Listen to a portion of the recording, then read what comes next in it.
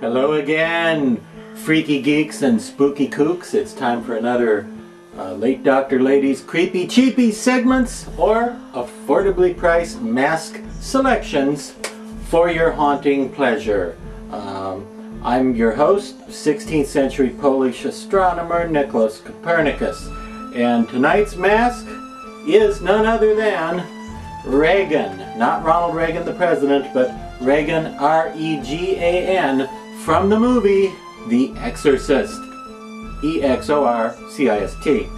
Now Regan, the character's full name was Regan McNeil, which I believe was M-A-C-N-E-I-L, but that's not important because in the catalog this particular mask is just called Regan. So that's really all you need to know is Exorcist Regan or Regan Exorcist mask. Obviously it's supposed to be Linda Blair as the demon-possessed character Regan McNeil from The Exorcist. And poor little Regan here, well, she's got some bloody cuts going on and some damaged skin and all sorts of nastiness that make it really cool. Now this particular release is, I believe, the very first licensed Regan Exorcist mask ever produced. It came out in 2011, in time for the 2011 season, from Morbid Enterprises. That's what I said, Morbid Enterprises.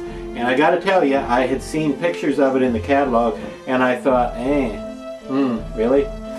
That's as close as you could get it? That's what I thought when I saw the picture. Now usually the way these things work is the photos in the catalogs are tremendous and make you think you're going to get an awesome mask and it's going to be really a great looking piece, and then when you see it in person you go, oh, you know, so catalog, hey, then you see the finished mask and you go, oh.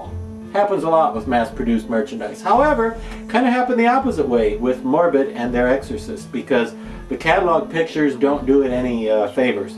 In person, actually pretty cool. Now, it's full head latex. It does have a latex back half. We're going to see if we can see that. Whoops, and it fell off the little can I had it on.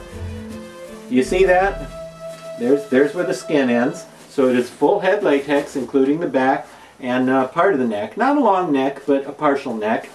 And it has sewn in or rooted hair, which was very popular at the time this was coming out. There were a lot of masks, and I'm talking about the mask, not the movie. 1973, there were not a lot of masks that had sewn in or rooted hair, but in 2011 there were. And this is one of them.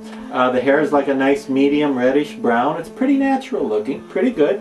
And now sometimes Regan masks done as artist pieces or for wax museums or what have you seem to be strange colors, like either kind of greenish or kind of bluish or purplish, because she did seem to develop various skin pigmentation malfunctions during the film.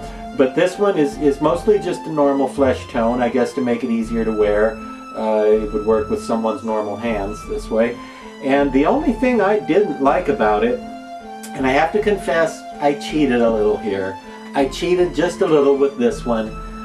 There's one thing I didn't like about it, and you can fix that and then you'll have a cool mask. The one thing I didn't like was the ones in the stores had the solid white eyes painted, and it really looked like somebody just took a paintbrush and went, and there you go, they're painted. So the white got all over the eyelids and just wasn't very neatly done. So I cheated just a bit. I took a little red. I don't know if you're going to be able to see that or not. I took some red and I airbrushed a little line around the edge of the eyes, right where the eyelids are, to sort of separate the black eye circles from the white eye surfaces. And I think that made a huge difference. It was easy, just one quick step, and I think made a big difference in the overall look of it. And then I sprayed a little more gloss on the eyeballs to make them a little shinier. So if you see one of these in person and you think, wow, those eyes don't look too good, know that I'm recommending you customize the eye part of it just a little bit. And if you wanted, you could even go in there and paint those greenish yellow bright irises that she had later in the movie with little tiny pinprick pupils. You could even do that in there, and then it would look like a scene from later in the film. As you can see, it's even sculpted with some green slime dribbling out of the mouth there. But the first licensed Regan Exorcist mask ever, and it took till 2011. It's kind of hard to believe it took that long with such an influential and important horror movie as The Exorcist.